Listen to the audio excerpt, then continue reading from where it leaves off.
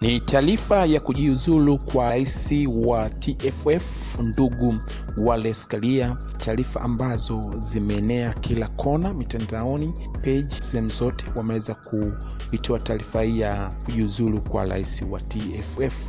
Tukiwa katika wakati ambao ni wa kuchukua fomu za nafasi hii ya rais wa TFF, watu wakitafuta namna ya kuweza kuchukua nafasi hiyo ya rais wa TFF kwa muhula mwingine au uchaguzi utakaofanyika mwezi wa 8 na nafasi zingine za TFF.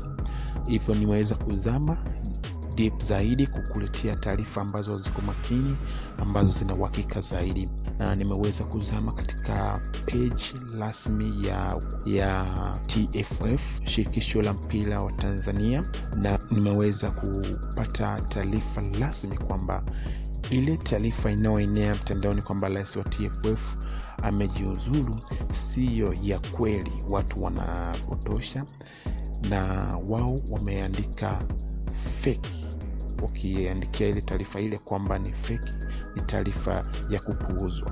Kwa hiyo itambulike kwamba rais wa TFF hajajiuzulu.